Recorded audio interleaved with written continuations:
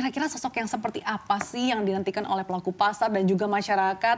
Apa butuh Sri Mulyani mungkin untuk menduduki bendahara negara ini gitu? Dari 4 nama yang beredar saat ini, apakah ada yang cocok atau mungkin ada sosok nama lain nih? Ya kalau tadi ya nama-nama ini kan masih prematur ya, dan ya mungkin market ini kan juga punya pertimbangan-pertimbangan gitu ya terhadap sosok yang ada gitu. Tapi misalkan dari 4 nama itu, ya kalau saya pribadi sih Pak Menteri Kesehatan kan Pak Budi Gunadi Sadikin memang pengalamannya panjang ya di perbankan, kemudian beliau sempat di Inalum juga ketika itu akuisisi Freeport ya, pembelian saham Freeport juga beliau yang inisiasi, kemudian juga lanjut jadi Wamen BUMN dan Menteri Kesehatan. Tapi saya rasa ketika beliau menggantikan Dr. Terawan ya sebagai Menteri Kesehatan kan sebenarnya beliau selalu mengulang 3 tugas presiden untuk beliau gitu ya.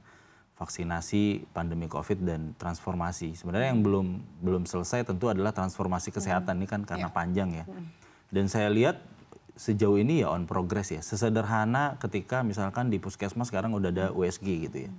USG ini gitu sangat ya? USG itu penting ya karena bagi ibu hamil ketika udah bisa diketahui bahwa oh anaknya akan stunting, ya tentu ini kan alat yang sangat penting ya. Kadang-kadang USG itu baru kita bisa dapat di rumah sakit gitu. Sekarang di puskesmas gitu ya. Belum lagi isu soal dokter. Kemudian ada beberapa yang saya perhatikan misalkan rumah sakit yang kanker ibu dan anak, sesuatu yang nggak pernah dipikirkan mungkin ya. Karena kita selalu kankernya Darmais terus gitu ya. Tapi sekarang di beberapa kota juga sudah dibangun gitu. Kemudian misalkan soal polemik dokter spesialis yang masih kurang di daerah.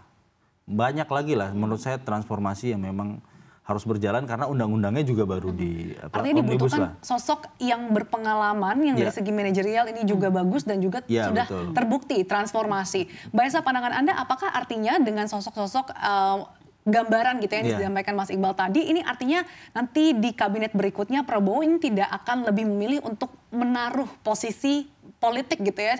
Gimana pandangan Mbak Esa? Ini agak susah ya karena secara historis kita kalau kemudian koalisi gemuk itu kementeriannya juga gemuk, banyak juga orang-orang yang kemudian dari parpol itu juga masuk kabinet yang harus dipikirkan sama Pak Prabowo, mau kejam ke partai pendukungnya atau mau memihak kepada mungkin ke kebijakan-kebijakan yang penting ke rakyatnya langsung, mungkin profesional ya menteri-menterinya ya. Karena kalau kita lihat beberapa pos itu sepertinya sudah harus lah ya diisi profesional. Kita lihat Menteri Keuangan, mungkin Menteri Luar Negeri juga ya, yang sudah sangat lekat dengan profesional ya. Dan jangan diubah karena bagaimanapun pos Menq ini sangat dilihat pasar, sangat dilihat dunia. Jadi kalau kemudian diisi parpol mungkin akan membuat mungkin tidak hanya kegaduhan tapi takutnya kan jadi menimbulkan ketidakpercayaan dan sebagainya ya. Sementara kalau kita lihat nama-nama itu sebenarnya juga sudah sangat luar biasa. Cuma ya, seperti Iqbal bilang ya, kalau Pak BG sebenarnya kan sudah sangat bagus di Kemenkes. Apakah kemudian dia akan tetap di sana? Karena sayang kalau tidak kemudian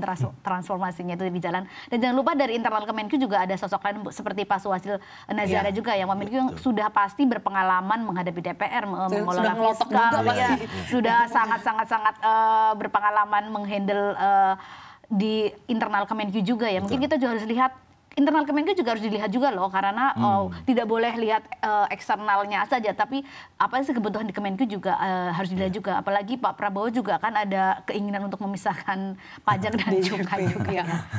Dan mungkin menambahin ya kalau misalkan dari nama-nama itu kan juga mungkin Pak Bambang Brojonegoro gitu ya, kemudian Pak Khatib Basri. Ini kan sebenarnya nama-nama yang sebenarnya mereka sudah terbukti dan punya reputasi global sih sebenarnya. Jadi kalau dalam beberapa perbincangan gitu ya, kadang-kadang Menteri Keuangan ini juga harus punya jejaring yang luas gitu ya. Jadi kadang-kadang butuh bantuan gitu loh. Jadi dalam situasi yang mungkin darurat gitu ya. Nah jejaring global ini yang mungkin juga harus jadi perlu ya, sangat perlu gitu. Jadi internal memang penting ya.